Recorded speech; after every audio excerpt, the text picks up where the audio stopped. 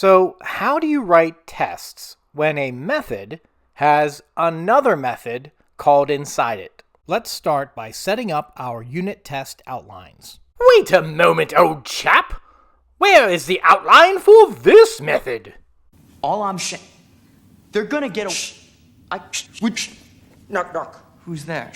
I'm trying to set something up. So as I was saying, we have our unit test outline.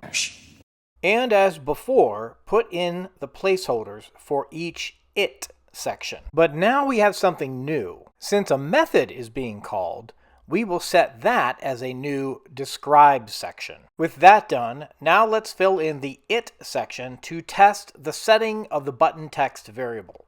Nothing new there. We've seen this already. Now we see the nested method. Done button tapped calls setIsLoading, passing a value of true. All we have to do now is just write an it section that reflects the result. Perfect. So when setIsLoading is called, it sets the isLoading variable to true.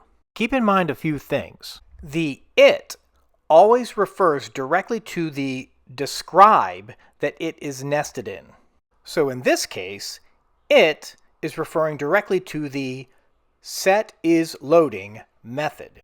Also, keep in mind that this test is in the context of what happens specifically when done button tapped is called. After running the tests, we can see that we have successfully tested our nested methods. Hooray! Wait a minute. How did we get 100% coverage when we never wrote a test for the setIsLoading method? We can see here that setIsLoading passed successfully. It's green. This little number 2 shows that the code was passed over 2 times when the tests were run. So that must mean that when we made that nested test inside done button tapped, that it was enough to count as a full test pass? Okay, this is great. Maybe we don't need to make placeholder outline thingamabobbers for all the tests. We can easily verify this by temporarily commenting out the nested test for setIsLoading and run it again. Okay, let's run it, and as we can clearly see, our total coverage has dropped down to 100%. So wait, how can we remove tests and still have 100% coverage?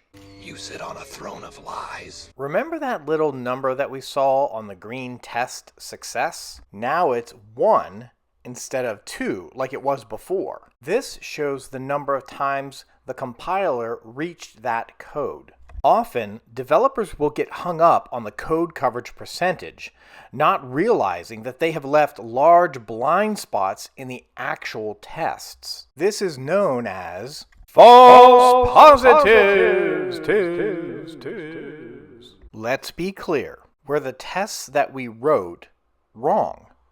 No. It just emphasizes the need to lay out test outlines beforehand so we don't get these blind spots. So way back at the beginning, we should have laid out the test outlines to prevent this blind spot. Whenever the mistake is caught, whether during development or during a code review, just add in the missing test. Running the test still gives us the misleading coverage number of 100%, but we have visually verified that each method has its own dedicated test. Remember, the code coverage percentage comes from the compiler and isn't the source of truth.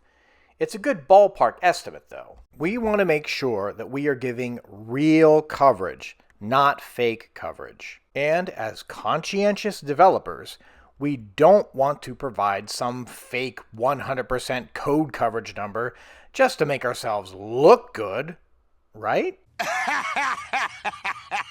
Oh, wait, you serious? Let me laugh even harder.